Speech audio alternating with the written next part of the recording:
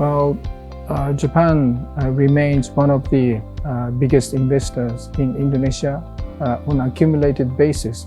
Our investment ranked number 2, second only to Singapore. And I'm sure that Indonesia remains a very attractive potential market for investors.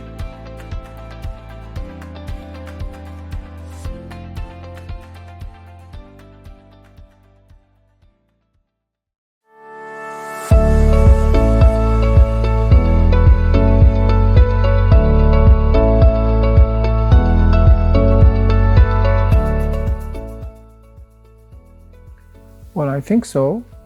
Japanese government as well as Japanese companies are observing the development of a new capital city with great interest. And for example, in the case of embassy here, we sent our team to Nusantara in June this year, along with some government agencies stationed in Jakarta. And so what's happening on the ground. And also, upon request from Minister Bagi of Peru, we are sending our JICA expert, it's a Japan International Cooperation Agency expert on basic infrastructure, so that how we could extend our cooperation to Peru when it comes to the infrastructure development in the new capital city.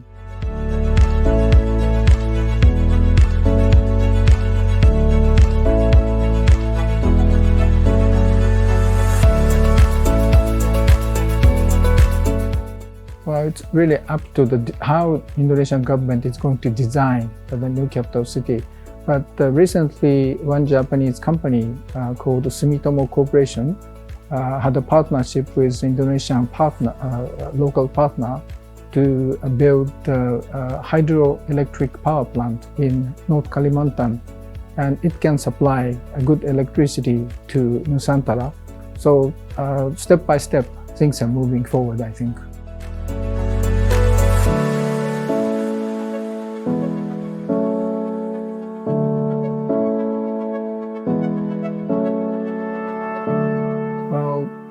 Japan remains one of the biggest investors in Indonesia on accumulated basis.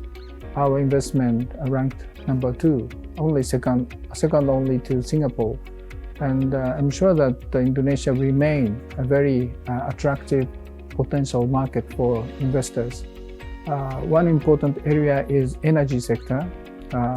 Japan, Indonesia are in a similar situation in terms of practical and pragmatic energy transition. For example, Indonesia, Japan are heavily reliant on fossil fuel sources, and also we are archipelagic nations, so we cannot connect our power grid with outside.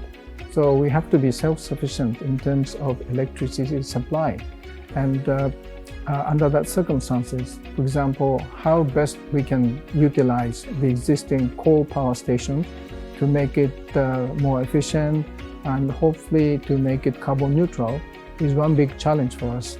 Of course, renewable energy is important. So energy transition is one area of cooperation between our two countries. And also, in line with that, vehicles, I think a lot of Japanese companies having EV technologies, but looking at the market reality here, for now, their judgment is that hybrid technology, hybrid is combustion engine plus EV technology, may be a good sort of option for Indonesian consumers. And the Toyota and the Mitsubishi are going to introduce hybrid cars here, built in Indonesia. And hopefully it can be received well by Indonesian consumers. But further down the road, of course, EV is necessary. And also, in order to raise the awareness about EV in Indonesia, Japanese companies are conducting demonstration project of battery EV in Bali. And Toyota is doing similar demonstration project in Lake Toba in North Sumatra.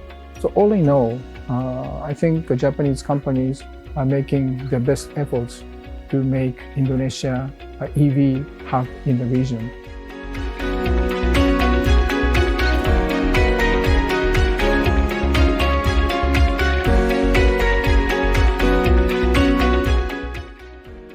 That's true. Tourism is particularly encouraging inbound tourism to Japan is very important.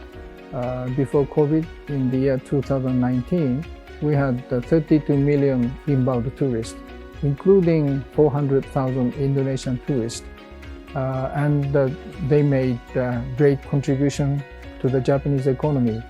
And starting from last week, October 11th, Japan once again opened our border for individual tourists. So we'd like to welcome many Indonesian tourists. Particularly, I just reading the news that Japanese yen hit 150 yen for dollar, and for the first time in the last 32 years. It may have negative impact on the Japanese economy, but for inbound tourists, it's a golden opportunity for them to go to Japan right now. And of course, tourism is an important area, but I think how we can enhance our economic resilience is a very important challenge for us. When we talk about economic development, up until now, we focused on efficiencies. But COVID-19 pandemic and the Russian invasion to Ukraine created the question on how much resilience we have in our supply chain or value chains. For example, a small crunch in semiconductor industry had a very negative impact across the industries, including auto industry, computer and smartphones, and thus making very negative impact on the world economy. So how we can make our economy, Japanese economy, more resilient under such circumstances is a very big challenge, but at the same time, it's a very big opportunities for us.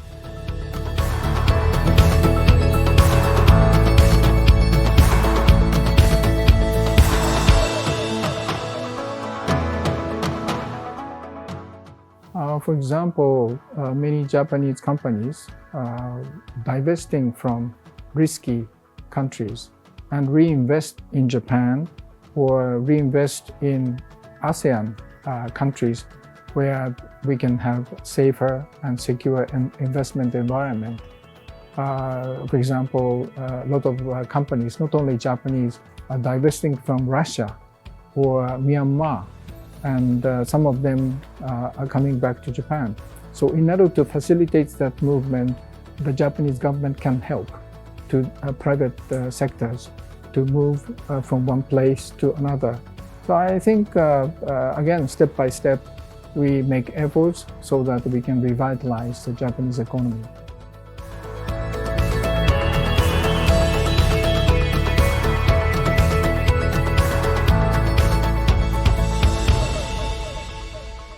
Well, I think it's important to reach out to younger generation of Indonesian people.